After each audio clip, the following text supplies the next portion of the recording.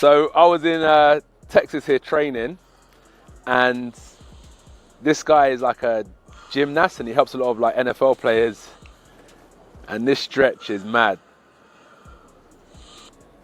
It feels good though. It feels good, pause. But it's a really good stretch. Flexibility is important for recovery, and it's something unusual, but it works. Jake Paul woke up thinking it was a normal day, until Anthony Joshua's new transformation dropped and instantly ruined the vibe. Internet detectives are zooming in on every muscle like they found a hidden treasure map. People are asking if Joshua trained in a gravity chamber or got his workout plan from a Greek god. Meanwhile, Jake is somewhere pretending he hasn't seen it. So what exactly happened, and how did AJ become a walking cheat code? Let's break it down.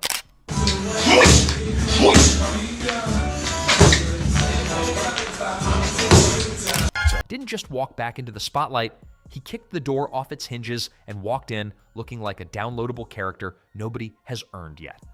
The boxing world asked for a motivated AJ, and instead got an upgraded Final Boss version built from steel beams and threats. Yeah, if I'm gonna be honest, I'm gonna break his face, I'm gonna break his body up, I'm gonna stomp all over him. That's my mentality, right? That's a fighter's mentality, and I know what's in my heart, I know what's in my mind, and I'm here to compete. I'm here to prove myself that I'm the better fighter, so I'm looking forward to it, and I'll do that until I finish fighting, no matter who it is. Who are those opponents lined up for you in 2026? My focus is on Jake Paul. Okay, all right, fair enough. Is that true though? Do you have those 2 fights lined up already? They're not signed, they're not sealed, but they're opportunities. Shoulders looking like they were carved by an architect, legs built to intimidate geometry, and a stare that lets everyone know he's no longer here to negotiate. Jake Paul wanted bigger opponents, but not like this. Not breakfast bench presses refrigerators. Big. You look forward to facing off with Joshua. To break down the face-off, what do you think about his size? Did you say anything? Did he say anything? No, we didn't say anything, but he looks intense, focused, locked in. He's obviously very, very tall. Looking up, my tallest opponent. My eyes are at his, chest level.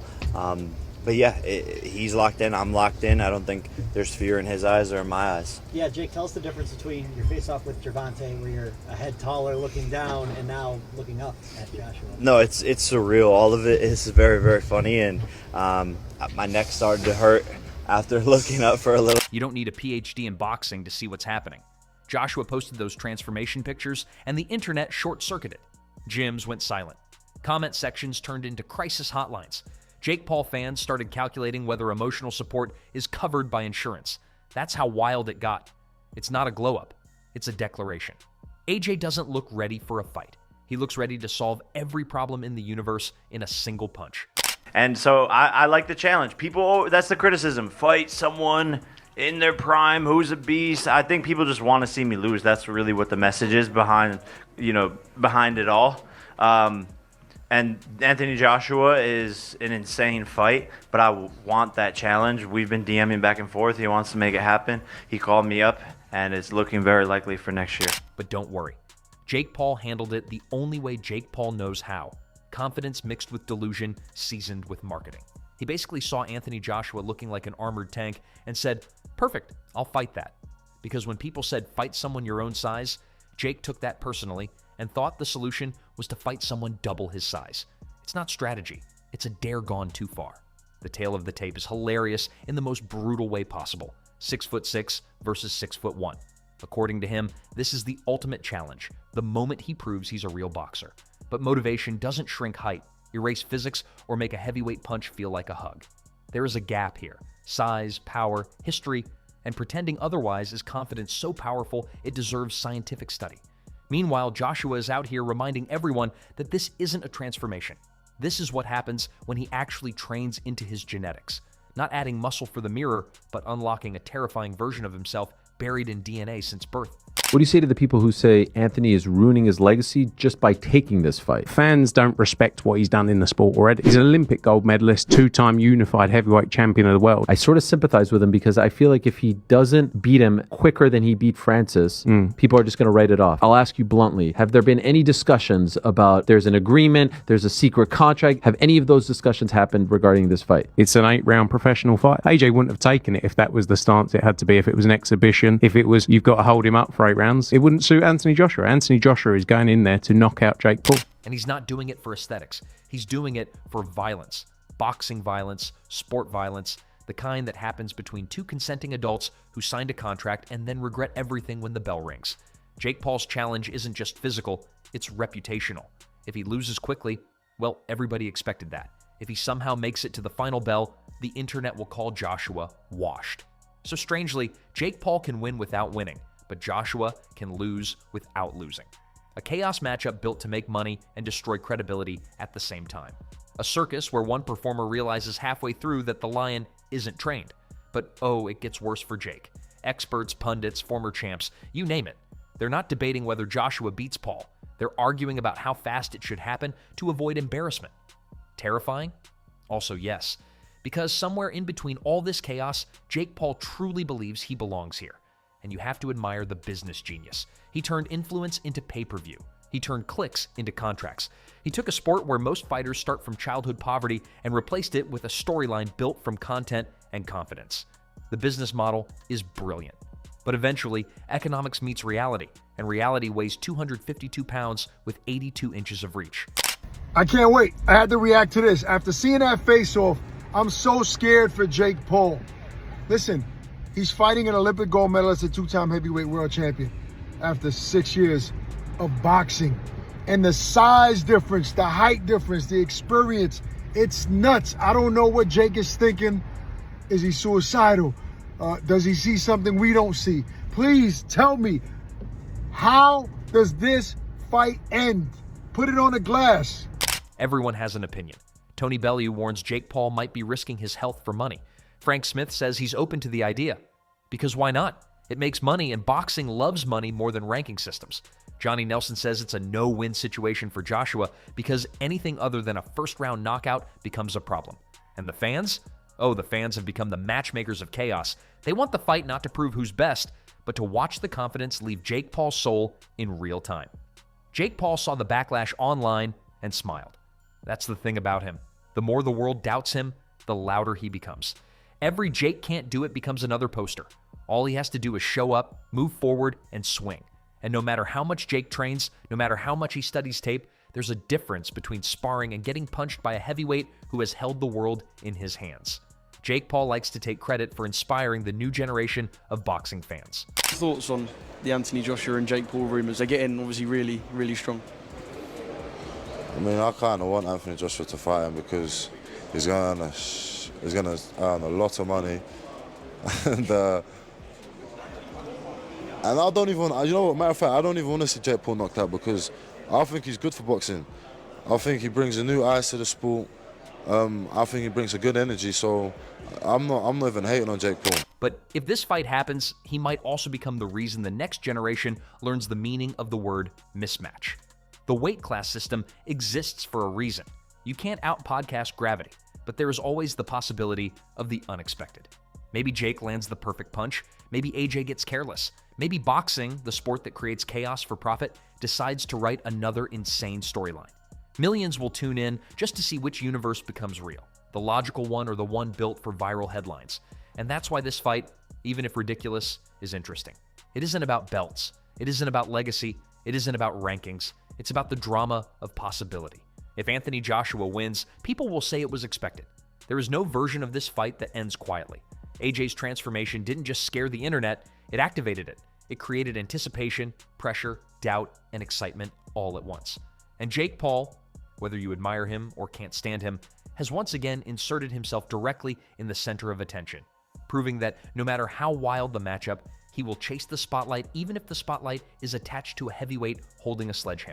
Not very many times you're looking up at a face-off. So what did you make of looking up for one of the very first times at a face-off right here? Just looking up at Daddy there and just seeing, how big he is, and just my eyes were kind of going into his nipples and stuff, which I kind of liked. And then basically I was just like, whoa, he's big, and that I can't believe how tall he is. Is this chain really on the line for the winner? I don't know if it's confirmed, but I'm down. But he has to put something up too. There has to be something in it for me. You say this is the biggest upset that's going to be in boxing history, right up there with 42-1 with Buster Douglas. So the world waits, not for a belt, not for rankings, but to see whether confidence can survive contact.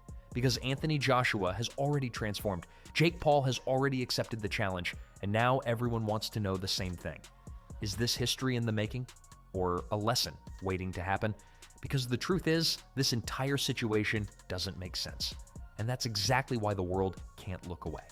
Boxing fans are treating this fight like a science experiment with only two possible results, either a miracle or a meltdown. And strangely, both outcomes are equally watchable. People who never cared about boxing suddenly care. People who hated Jake Paul suddenly want to see the fight. And let's not pretend Jake Paul hasn't studied the formula. Pick the name, build the feud, sell the hype, cash the check, repeat. It has worked every time so far. But this time, there's a new question. What happens when the target is someone who doesn't need the money and doesn't need the attention? Someone who's not here to protect their image and not here to secure brand partnerships. Someone who just wants to punch things. If what happens, if what you expect to happen and what most people expect to happen happens, do you think that's probably the last time Jake Paul fights? No. If he gets him I think this is tactical. I think in Jake Paul's deluded mind, he thinks he can win the fight. He does. But I think the team are also thinking, yeah, but if we get beat, we've got massive respect of the boxing community, and we can fight anyone after that. We can come back with an easier fight. I don't know, we can fight Tommy Fury, we can fight KSI, we can, all these other guys. So, but they're taking it because they think they can get it, which is madness. But you see, the only thing... Joshua doesn't need to go viral. Joshua doesn't need a TikTok clip to boost sales. Joshua has been a global superstar for a decade, without once needing to prank anyone for views.